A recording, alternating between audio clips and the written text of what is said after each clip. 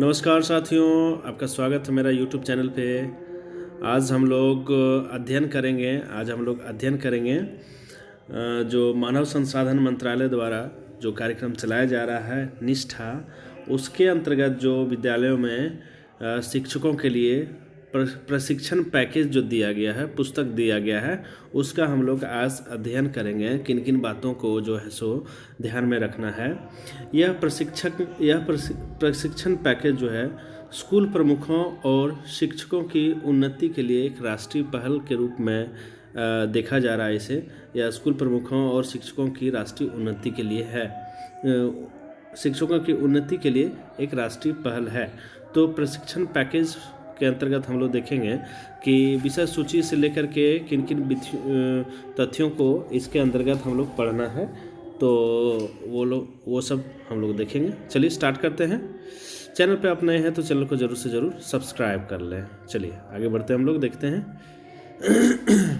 जैसे देख रहे हैं आप विषय सूची में आप देखें प्रशिक्षण पैकेज का उपयोग कैसे करें, तो उसके लिए जो खंड दिए हुए हैं उसका अध्ययन हम लोग करेंगे। जैसे खंड 1 जो है वो है क्रॉस कटिंग, यानी सामान्य सरोकार के अंतर्गत हम लोग किन किन बातों को सीखेंगे, जो कि आपके बुक में दिया रहेगा 1 से 230 पेज तक। ठीक है, तो क्रॉस कटिंग के अंतर्गत मॉड्यूल 1 में हम लोग जानेंगे पाठ्यचर्चा के विषय में, विद्यार्थी केंद्रित शिक्षण शास्त्र, यानी विद्यार्थी के ऊपर केंद्रित शिक्षण शास्त्र क्या होता है उसके विषय में हम लोग जानेंगे। सीखने के प्रतिफल और समावेशी शिक्षा के बारे में हम लोग जानकारी इकट्ठा करेंगे। चलिए अब देखिए मॉडल 2 जो है, मॉडल 2 में हम लोग सीखेंगे स्वस्थ विद्यालय पर्यावरण बनाने के लिए व्यक्तिगत सामाजिक योग्यता विकसित करना, यानी विद्यालय को स्वस्थ बनाने के लिए पर्यावरण को स्वस्थ बनाने के लिए व्यक्तिगत और सामाजिक योग्यता का विकसित कैसे करेंगे, ये हम लोग सीखेंगे। चलिए मॉड्यूल 3 हम लोग देखते हैं।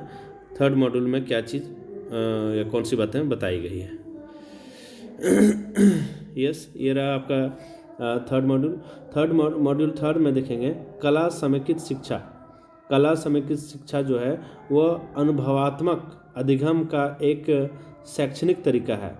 यह अनुभव के आधार पर एक शैक्षणिक तरीका है जो कि कला समेकित शिक्षा है। ठीक है, मॉड्यूल 4 में हम लोग देखेंगे विद्यालय पे आधारित आकलन जो होता है, उसका जो मूल्यांकन होता है वो देखेंगे।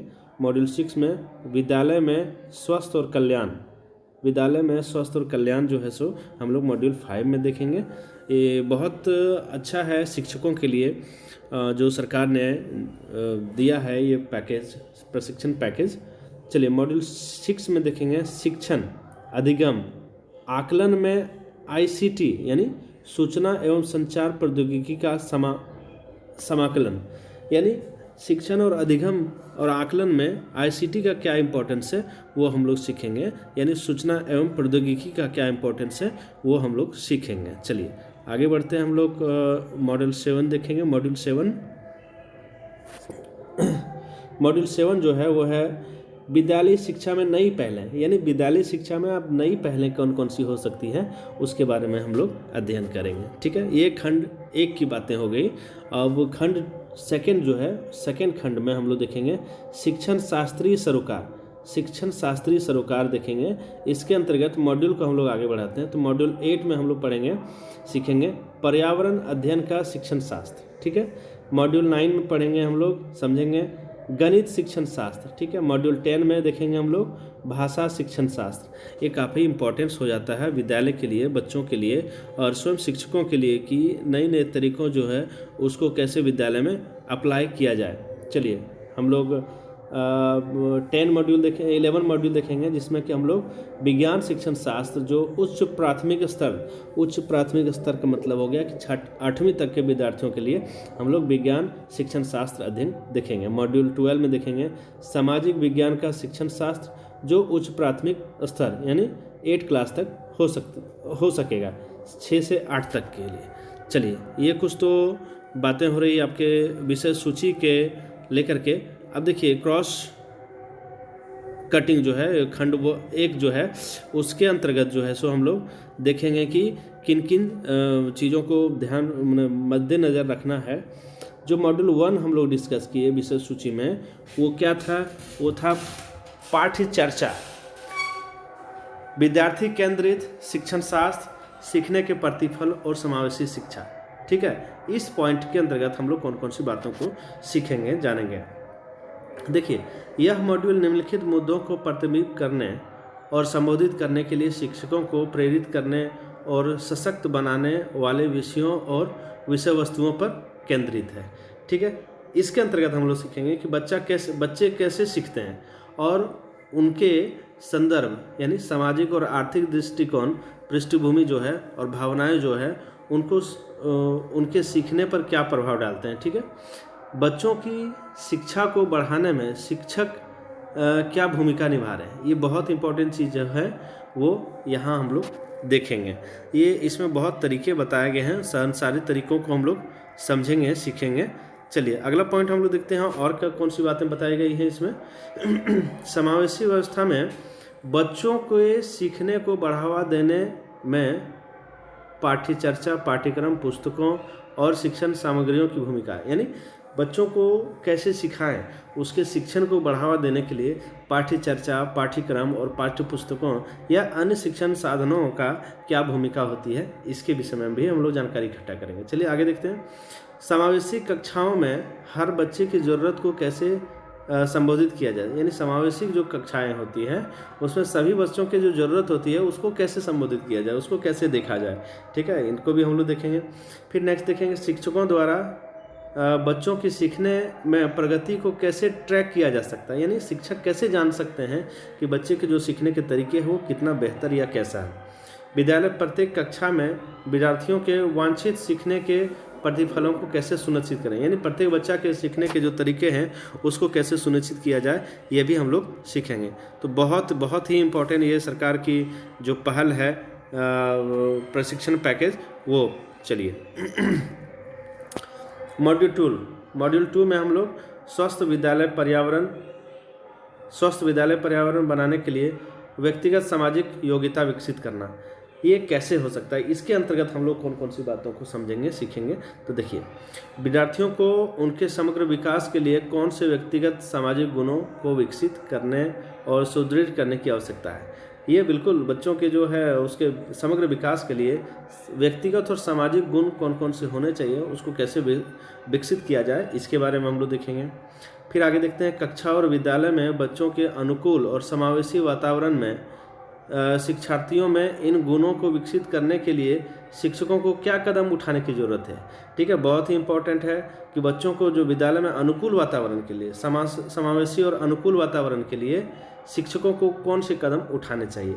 कितना महत्वपूर्ण ये पॉइंट्स दिए हुए हैं सरकार के द्वारा जो जारी किया गया है पैकेज, प्रशिक्षण पैकेज, बहुत ही इम्पोर्टेंट। बच्चों को भावनात्मक सहायता प्रदान करने के लिए शिक्षकों में किन कौशल और गुणों की आवश्यकता होती है, क्या इम्पोर्टेंट चीज़ है, इसको हम लोग सीखेंगे मॉड्यूल 2 में कि कौन से कौशल और गुणों की आवश्यकता होगी जिससे कि बच्चों में भावनात्मक सहायता प्रदान किया जा सके। चलिए आगे हम लोग देखते हैं, सुरक्षित और स्वस्थ विद्यालय वातावरण बनाने के लिए स्कूल में क्या गतिविधियां की जा सकती है, यानी विद्यालय को जो है सो स्वस्थ और सुरक्षित रखने के लिए कौन सी गतिविधियां विद्यालय में किया जा सकता है। तो इन पॉइंट्स को हम लोग देखेंगे मॉड्यूल 2 के अंतर्गत, और कुछ बातें बताई गई हैं जिसको हम लोग सीखेंगे।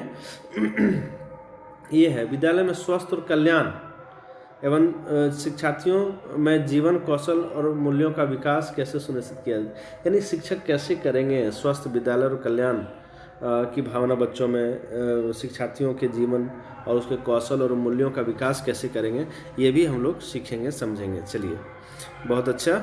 चलिए मॉड्यूल 3 में क्या बातें बताई गई है, जो कि है कला समेकित शिक्षा, जो अनुभवात्मक अधिगम का एक शैक्षणिक तरीका है। ठीक है, इसमें कला समेकित शिक्षा क्या है ये जानेंगे। फिर नेक्स्ट है, सभी विषय क्षेत्रों को पढ़ाने के लिए इसका उपयोग कैसे किया जाता है, यानी सभी विषय क्षेत्रों को पढ़ाने के लिए कला समेकित शिक्षा का उपयोग कैसे किया जा सकता है। चलिए बहुत अच्छे। फिर हम लोग नेक्स्ट देखेंगे, कक्षा शिक्षण में कला को समेकित करने के लिए शिक्षक क्या गतिविधियां कर सकते हैं, यानी कला समेकन को बढ़ावा देने के लिए शिक्षक क्या गतिविधियां कर सकते हैं। कला समेकित शिक्षार्थियों को उनके समग्र विकास की ओर ले जाने में किस प्रकार मदद करती है, इन बातों को भी हम लोग सीखेंगे, समझेंगे। चलिए बहुत अच्छे, आगे हम लोग देखते हैं मॉड्यूल 4 में कौन सी बात बताई गई है। मॉड्यूल 4 जो है विद्यालय आधारित आकलन, इसके अंतर्गत हम लोग सीखेंगे विद्यालय आधारित आकलन जो है SBA विद्यालय आधारित आकलन की अवधारणा और उसके अर्थ को समझेंगे। व्यक्तित्व के प्रत्येक पहलू को ध्यान में रखते हुए विद्यालय आधारित आकलन शिक्षार्थियों के समग्र विकास में कैसे मदद करता है, बहुत ही इम्पोर्टेंट, इसको भी हम लोग सीखेंगे। विद्यालय आधारित आकलन की कार्य प्रणाली क्या होनी चाहिए, इसको भी हम लोग सीखेंगे। विभिन्न विषय क्षेत्रों में आकलन कैसे हो, ये भी सीखेंगे। फिर नेक्स्ट है सीखने के प्रतिफलों के आधार पर गतिविधियों और प्रश्नों को कैसे विकसित किया जाए। सीखने के प्रतिफल और गतिविधियों और प्रश्नों को कैसे विकसित किया जाए। चलिए बहुत अच्छा पॉइंट्स यहाँ पे दिया गया है मॉड्यूल 4 में। नेक्स्ट है स्कूल में विद्यालय आधारित आकलन को किस प्रकार क्रियान्वित करें, बहुत ही इम्पोर्टेंट। इससे न केवल बच्चों में और विद्यालयों में बल्कि शिक्षकों में भी अजीब भावना आ जाएगी, बहुत शानदार भावना आ जाएगी शिक्षा को लेकर के। चलिए विद्यालय में स्वास्थ्य और कल्याण मॉड्यूल 5 में हम लोग देखेंगे। इसके अंतर्गत हम लोग कौन कौन सी बातें देखेंगे, वो पॉइंट्स यहाँ दिया गया है। स्कूल के लिए स्वास्थ्य और कल्याण का महत्व क्या होता है, बहुत ही इम्पोर्टेंट पॉइंट यहाँ दिया गया है। फिर नेक्स्ट है स्कूल जाने वाले बच्चों से संबंधित स्वच्छ और कल्याण के पहलू, ठीक है, उससे रिलेटेड, बच्चों से रिलेटेड उनके स्वास्थ्य और उनके कल्याण के जो पहलू हैं वो भी सीखेंगे, जानेंगे। नेक्स्ट है कार्य अभ्यास जो स्वास्थ्य और कल्याण को बढ़ावा देते हैं, ये भी सीखेंगे हम लोग। वाह कितना शानदार पॉइंट्स यहाँ दिए गए हैं, बहुत अच्छी पहल है ये। मॉड्यूल 6 जो कि है शिक्षण अधिगम और आकलन में ICT यानी सूचना प्रौद्योगिकी का समाकलन। चलिए इसमें देखेंगे स्कूलों में ICT का महत्व यानी सूचना एवं प्रौद्योगिकी का क्या महत्व है, ये भी समझेंगे। सीखने सिखाने और आकलन में सूचना प्रौद्योगिकी का क्या एकीकरण है, इन बातों को भी हम लोग सीखेंगे। चलिए बहुत अच्छे। नेक्स्ट है मॉड्यूल 7 विद्यालयी शिक्षा में नई पहलें। विद्यालयी शिक्षा में नई पहलें किस तरह से हो सकते हैं, इसके जो पॉइंट्स हैं वो इस तरह से दिया गया है। समग्र शिक्षा और स्कूल शिक्षा की गुणवत्ता में सुधार के लिए इसके तहत की गई पहल और प्रावधान इस मॉड्यूल 7 में हम लोग देखेंगे, ठीक है। रंगोत्सव, पुस्तकालय, खेल, आत्मरक्षा, स्कूल सुरक्षा, प्री स्कूल, विशेष आवश्यकता वाले बच्चे आदि से संबंधित समग्र शिक्षा के प्रावधान भी हम लोग मॉड्यूल 7 में सीखेंगे। UDISE,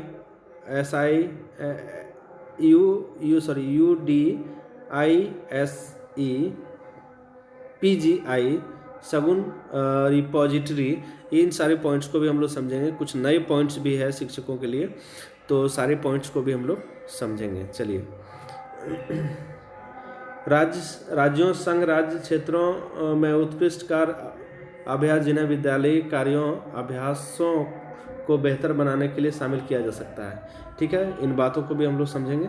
चलिए अब सेकंड जो है खंड उसको हम लोग देखेंगे। सेकंड खंड जो है शिक्षण शास्त्री सरोकार, इसके अंतर्गत हम लोग मॉड्यूल 8 में, जो मॉड्यूल 7 तक हम लोग खंड 1 में देखे, मॉड्यूल 8 इसमें देखेंगे, जो है कि पर्यावरण अध्ययन का शिक्षण शास्त्र। पर्यावरण अध्ययन का शिक्षण शास्त्र जो है, इसके अंतर्गत हम लोग देखेंगे निम्नलिखित सरोकार जो है, कुछ पॉइंट्स दिए गए हैं। प्राथमिक स्तर पर पर्यावरण अध्ययन की प्रकृति क्या है, वाह बहुत ही शानदार ये पॉइंट दिया गया है। पर्यावरण अध्ययन के सीखने के प्रतिफल और शिक्षण शास्त्रीय प्रक्रियाएं क्या है, ठीक है। पर्यावरण अध्ययन के विभिन्न घटकों पर गहन अंतर्दृष्टि विकसित करने के लिए कौन सी गतिविधियां की जा सकती है, इसको भी हम लोग जानेंगे। सीखने सिखाने की प्रक्रिया में आकलन को किस प्रकार से एकीकृत किया जा सकते हैं, ये भी महत्वपूर्ण पॉइंट है। इन सारे पॉइंट्स को हम लोग सीखेंगे, समझेंगे। चलिए बेहतरीन पॉइंट्स यहाँ दिया गया है। चलिए नंबर 9 हम लोग देखेंगे, जो मॉड्यूल 9 है गणित शिक्षण शास्त्र, ठीक है। चलिए जो गणित शिक्षण शास्त्र की जो विशेषताएं हैं, जो बिंदुओं हैं, जिन बिंदुओं को हम लोग देखेंगे मॉड्यूल 9 में, वो है गणित की प्रकृति क्या है। कुछ बहुत विशेष पॉइंट्स यहाँ दिए गए हैं शिक्षकों के लिए। उनको जान लेने के बाद विद्यालय का विकास निश्चित है, बच्चों का विकास निश्चित है। चलिए हम लोग आगे पॉइंट को देखेंगे। गणित के सीखने के प्रतिफल और शिक्षण शास्त्रीय प्रक्रियाएं क्या है, ये भी जानेंगे। गणित के विभिन्न घटकों पर गहन दृष्टिकोण विकसित करने के लिए कौन सी गतिविधियां की जा सकती है। बहुत शानदार पॉइंट्स हैं ये सब, सारे पॉइंट्स को जानना है। गणित में सीखने सिखाने की प्रक्रिया में आकलन को किस प्रकार से एकीकृत किया जा सकता है, यानी गणित को कैसे सिखाया जाए, सीखने सिखाने की जो प्रक्रिया है उसको एकीकृत कैसे किया जाए। चलिए बहुत अच्छे पॉइंट ये डिस्कस किया गया है मॉड्यूल 9 में। मॉड्यूल 10 जो कि भाषा शिक्षण शास्त्र। भाषा शिक्षण शास्त्र विद्यालय स्तर पे बहुत ही इंपॉर्टेंट हो जाता है। इसके अंतर्गत हम लोग जानेंगे सीखने में भाषा की केंद्रीयता, यानी भाषा की जो सेंटर है, भाषा का जो सेंटर है वो क्या है, उसकी केंद्रीयता क्या है, वो पहली दूसरी तीसरी भाषा और विदेशी भाषा के रूप में भाषा का शिक्षण, इन सारे भाषाओं का शिक्षण हम लोग सीखेंगे। भाषा शिक्षण और सिखाने के प्रतिफल को प्राप्त करने के उद्देश्य भी हम लोग जानेंगे, जिससे कि बच्चों में भाषा शिक्षण का विकास किया जाए। ठीक है। भाषाओं में राष्ट्रीय और शैक्षिक सरोकारों को संबोधित करना, इसको बस सीखेंगे हम लोग। भाषा आकलन और इनकी प्रक्रियाएं जो होती हैं वो भी हम लोग जानेंगे, सीखने का प्रयास करेंगे मॉड्यूल 10 में। ठीक है। चलिए आगे बढ़ते हैं हम लोग। अगला जो मॉड्यूल है वो भी जानेंगे हम लोग, मॉड्यूल 11। मॉड्यूल 11 जो है ये विज्ञान शिक्षण शास्त्र है, जो कि उच्च प्राथमिक स्तर के लिए है, 6-8 के लिए है। चलिए इसके अंतर्गत जो पॉइंट्स दिया गया है कि विज्ञान क्या है। सबसे पहले जब विज्ञान शिक्षण शास्त्र की बात होगी तो विज्ञान के बारे में जानेंगे। उच्च प्राथमिक स्तर पर विज्ञान के सीखने के प्रतिफल और शिक्षण शास्त्रीय प्रक्रियाएं क्या है, यानी ऊपर के बच्चों के लिए, मिडिल स्कूल के बच्चों के लिए विज्ञान सीखने के जो प्रतिफल और शिक्षण शास्त्रीय प्रक्रियाएं हैं वो क्या है। ठीक है। विज्ञान के विभिन्न घटकों पर गहन दृष्टिकोण विकसित करने के लिए कौन सी गतिविधियां की जा सकती है। ठीक है।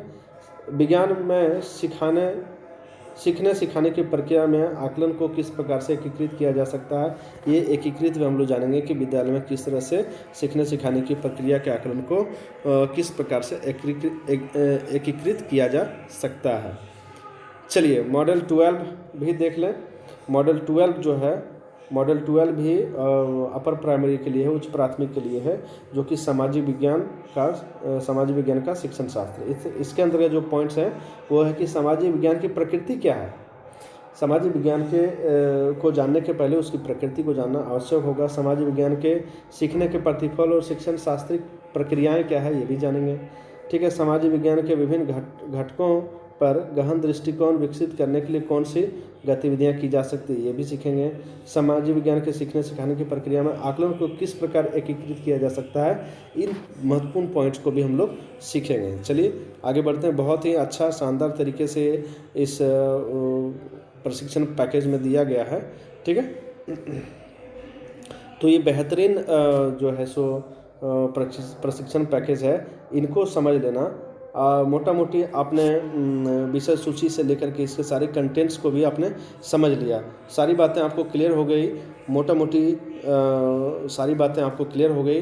बिल्कुल मैं उम्मीद करता हूं कि आप जैसे ही आप पॉइंट्स पे जाएंगे, सूची पे जाएंगे, उसके चैप्टर पे जाएंगे, तो सारी बातें बहुत अच्छे तरीके से आप समझ पाएंगे। Thanks for watching.